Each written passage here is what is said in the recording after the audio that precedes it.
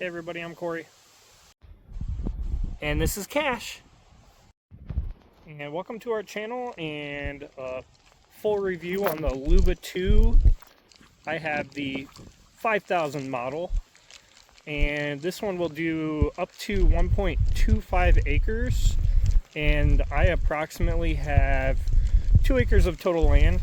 And out of that, I would say currently I have mapped about 1.24 acres with room for about 1.5. So might be doing some stress tests just to kind of see how far we can push it. But for today in an introductory video, I kind of figured we would kind of go over the lay of the land that I have for it to mow.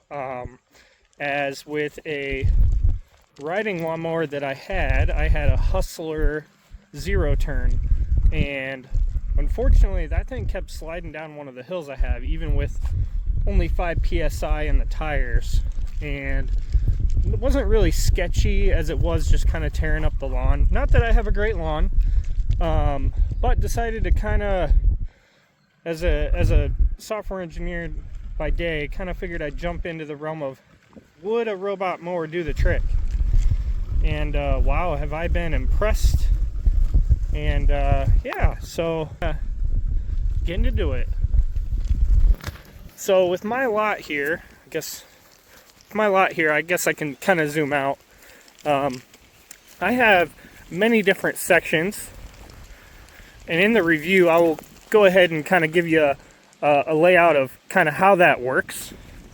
So this first part here, I own all the way down to this first pine tree down there. And all of this needs mowed. And it's separated by a gravel driveway. My backyard is a pretty big section. There's a Luba at work.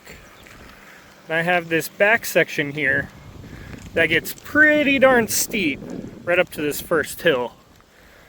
And that's kind of where I was having some issues with the original 0-turn mower. And man, just look at those stripes.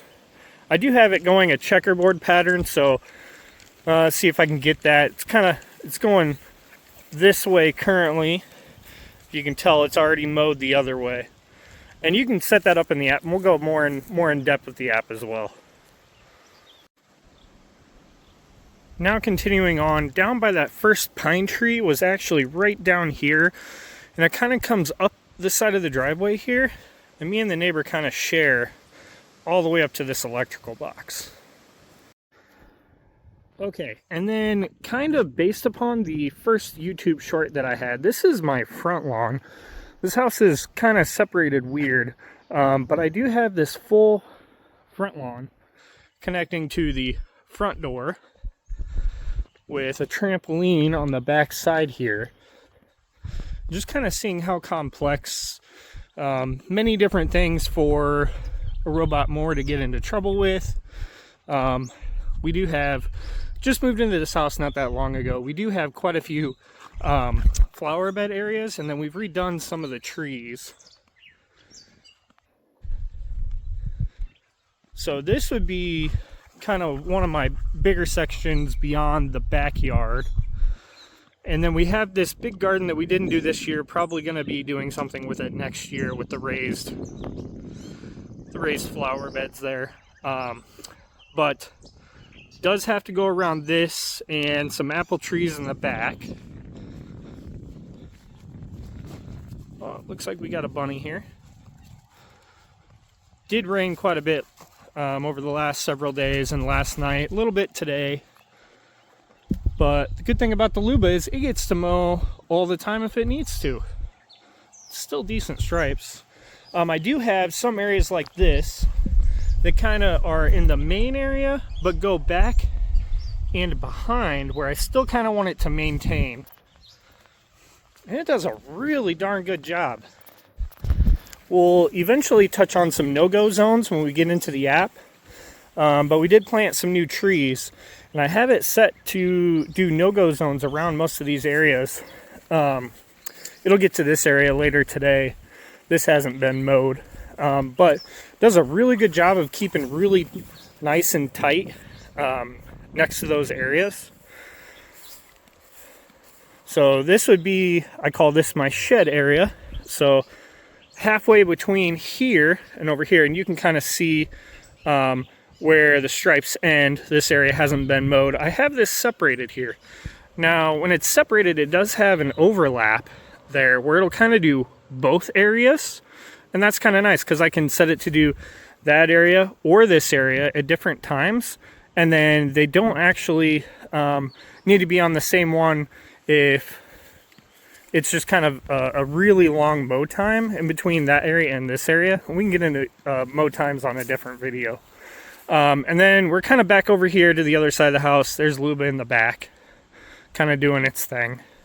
Eventually, this tall area that's wooded, we're kind of cutting that down currently, and that will all be mowed as well.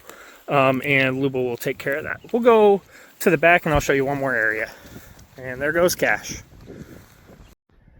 All right, so I guess I said one more area. It's really two separate areas, but this one's kind of small. This area here, it's on the side of my detached garage, has a propane tank. Luba does this, and this is kind of its main transition point, and then I'll show you that here in a minute. Looks like Luba's coming back to charge. And don't mind the mess, we're getting a dumpster, and that'll be gone soon.